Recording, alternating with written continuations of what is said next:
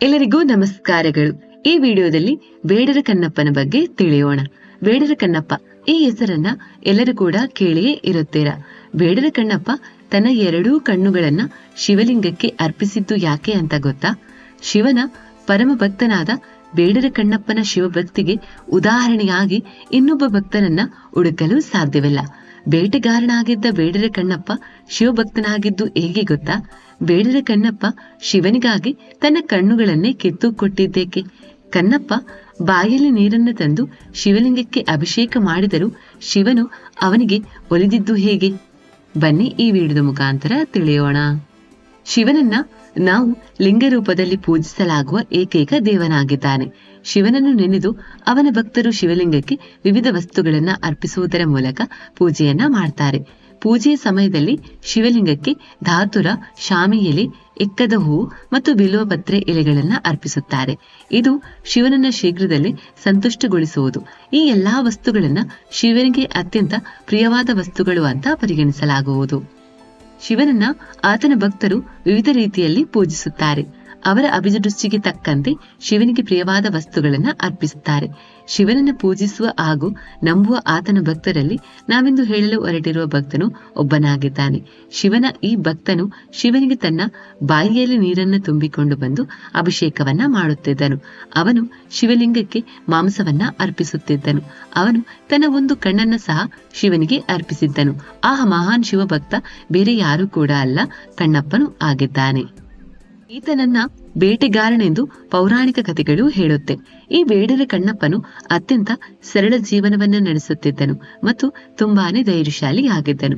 ಕಣ್ಣಪ್ಪನಿಗೆ ಶಿವಪೂಜೆಯನ್ನ ಮಾಡಲು ಇರುವ ಶಾಸ್ತ್ರಗಳ ಬಗ್ಗೆ ಅಥವಾ ಶಿವನನ್ನ ಪೂಜಿಸುವ ಆಚರಣೆಗಳ ಬಗ್ಗೆ ಯಾವುದೇ ರೀತಿಯಾದ ಜ್ಞಾನ ಇರುವುದಿಲ್ಲ.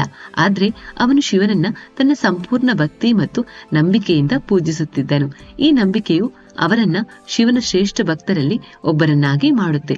ದಂತಕಥೆಯ ಪ್ರಕಾರ ಒಮ್ಮೆ ಕಣ್ಣಪ್ಪ ಕಾಡಿನಲ್ಲಿ ಬೇಟೆಯಾಡುತ್ತಿದ್ದಾಗ ಆತನಿಗೆ ಒಂದು ಬೃಹದಾಕಾರದ ಬಂಡೆಯೊಂದು ಕಾಣಿಸುತ್ತೆ. ಕಣ್ಣಪ್ಪನಿಗೆ ಅದು ಶಿವಲಿಂಗವೆಂಬುದು ತಿಳಿದಿರಲಿಲ್ಲ. ಅವನು ಆ ಕಲ್ಲನ್ನ ದೈವಿಕ ಶಕ್ತಿಯನ್ನ ಹೊಂದಿರುವ ಕಲ್ಲೆಂದು ಪೂಜಿಸಲು ಪ್ರಾರಂಭಿಸುತ್ತಾನೆ. ಇದು ಒಂದು ಸಾಮಾನ್ಯ ಕಲ್ಲಲ್ಲ, ಬದಲಾಗಿ ದೇವತೆಯ ಸಂಕೇತ ಎಂದು ಅವನಿಗೆ ಅರಿವಾದಾಗ ಆ ದಿನದಿಂದ ಕಣ್ಣಪ್ಪ ಬಂಡೆಯನ್ನ ನೋಡಿಕೊಳ್ಳಲು ಮತ್ತು ಪೂಜಿಸಲು ಪ್ರಾರಂಭಿಸುತ್ತಾನೆ. ಕಣ್ಣಪ್ಪನಿಗೆ ಆಚರಣೆ ತಿಳಿದಿಲ್ಲದಿದ್ದರೂ ಅದನ್ನು ಪೂಜೆಯನ್ನ ಮಾಡುವುದಕ್ಕಾಗಿ ಒಂದು ಮಾರ್ಗವನ್ನ ಕಂಡುಕೊಂಡನು. ಬೇಟೆಗಾರನಾಗಿ ಅವನು ಶಿವಲಿಂಗಕ್ಕೆ ಮಾಂಸವನ್ನ ಅರ್ಪಿಸಿದನು. ಕಾಡಿನಲ್ಲಿ ಅವನ ಬಳಿ ಪಾತ್ರೆ ಇರಲಿಲ್ಲ. ಆದ್ದರಿಂದ ಅವನು ತನ್ನ ಬಾಯಿಯಲ್ಲಿ ನೀರನ್ನು ತಂದು ಶಿವಲಿಂಗಕ್ಕೆ ಅರ್ಪಿಸುತ್ತಿದ್ದನು. ಅವನು ಪ್ರತಿದಿನ ಶಿವಲಿಂಗದ ಸುತ್ತಲಿನ ಪ್ರದೇಶವನ್ನ ಸಹ ಸ್ವಚ್ಛಗೊಳಿಸಿ ಆ ಕಲ್ಲಿನ ಪೂಜೆಯನ್ನ ಆನಂದವನ್ನ ಪಡೆಯುತ್ತಿದ್ದನು. ಹೀಗಿರುವಾಗ ಒಂದು ದಿನ ಕಣ್ಣಪ್ಪನು ಶಿವಲಿಂಗದ ಕಣ್ಣುಗಳಲ್ಲಿ ರಕ್ತಸ್ರಾವವಾಗುತ್ತಿರುವುದನ್ನ ಗಮನಿಸಿದನು. ಇದು ಕಣ್ಣಪ್ಪನನ್ನ ತೊಂದರೆಗೊಳಿಸಿತು. ಯಾಕೆ ಎಂದು ಅರ್ಥವಾಗದೆ ಶಿವಲಿಂಗದಿಂದ ಬರುತ್ತಿದ್ದ ರಕ್ತದ ಹನಿಗಳನ್ನ ನಿಲ್ಲಿಸಲು ತನ್ನ ಒಂದು ಕಣ್ಣನ್ನ ಹೊರತೆಗೆದು ಶಿವಲಿಂಗಕ್ಕೆ ಅರ್ಪಿಸಿದನು. ಶಿವಲಿಂಗದ ಎರಡನೇ ಕಣ್ಣು ಕೂಡ ರಕ್ತಸ್ರಾವವಾಗಲು ಪ್ರಾರಂಭಿಸಿದಾಗ ಕಣ್ಣಪ್ಪನು ತನ್ನ ಎರಡನೇ ಕಣ್ಣನ್ನ ಶಿವಲಿಂಗಕ್ಕೆ ಅರ್ಪಿಸಲು ನಿರ್ಧರಿಸಿದನು.